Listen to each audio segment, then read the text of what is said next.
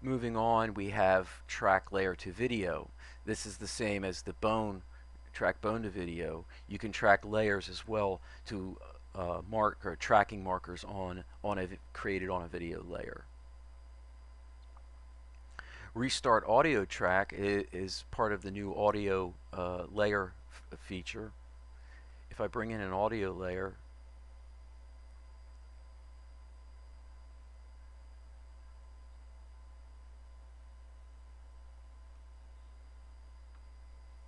and I'll undock the timeline again so we can see it, we now have this audio, and this is this channel view of the audio layer, but if you go to sequencer view, you can now see it as an object, and it has a start and an end point.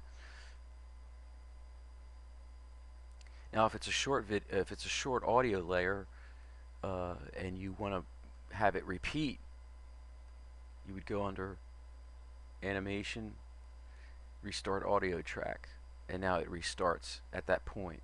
Going back to channel view, you can see that it places a keyframe for the restart or the audio jump channel.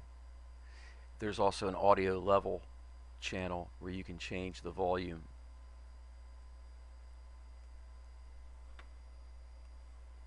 You can change the volume of that audio layer, and you can see it reflected in the visual feedback image of that waveform. Another neat feature is with the sequencer, you don't need to use the sequencer to shift layers in time. You can just drag them by right-clicking and dragging on the timeline, and that works both in the sequencer view and the channel view.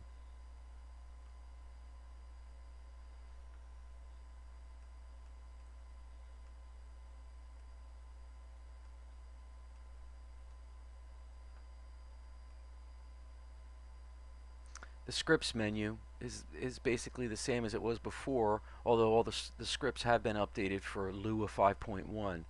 The script interface within Anime Studio is very powerful. Basically all the tools that you use within the application are actually simple text files that can be edited or changed or modified. You need to understand and know the Lua programming language.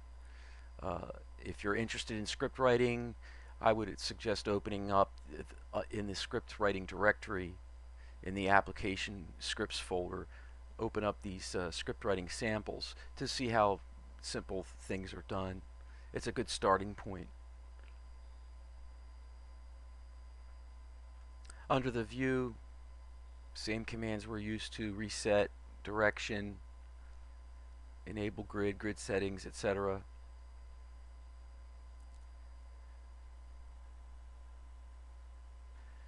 Now under the tools, under the window menu, you'll see that it's the same as before, except now we have a different interface for Anime Studio. In version 6 we have dockable palettes or windows. When you select one of these items, that palette then floats. Now I have a second monitor, so I can drag my palettes off to my second monitor if I need to. And to redock that window, I just select it again and it goes back. You can also activate, undock a palette and make it go away completely. To bring it back, you just select it again, and to redock it, you select it a second time and it docks. The style palette also has an advanced checkbox for the advanced properties of a style, and you can close that off just to save some space. There's also a new feature called the library. You can select it under window, or easier, you can just click on the library button and a new window pops up. And this is basically the same content available through the import. but now it's organized in an iconic view, so you can see little thumbnails of the files. That's a nice new feature.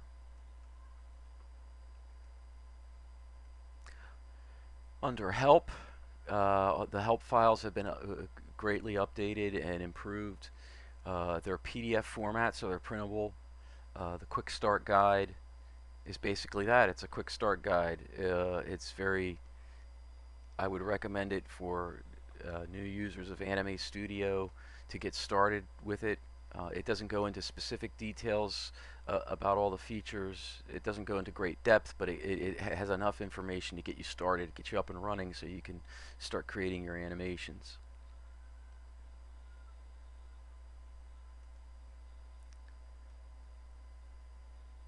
The main help file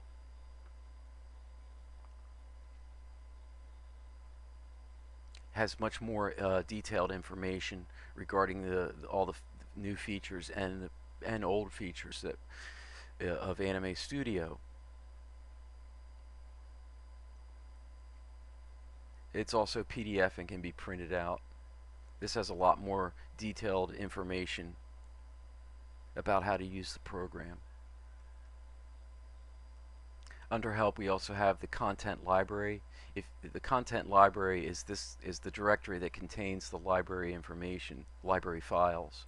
So if you open the content library, it actually opens up the folder on your hard drive of where these files are located.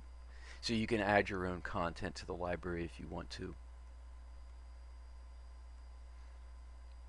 Under help are online tutorials. These would be video tutorials created by other users of the software or created by Smith Micro themselves and located on their website. About scripts, this is not a new feature, but it just gives a list of all the tools and scripts that you have installed in the application. This is helpful if you've installed a lot of stuff and you just want to review it and see what you have in there. If you download modified tools or tools created by other users, there are many users on the Anime Studio forum who write their own tools and scripts that are very useful and extend the feature set of Anime Studio from the default.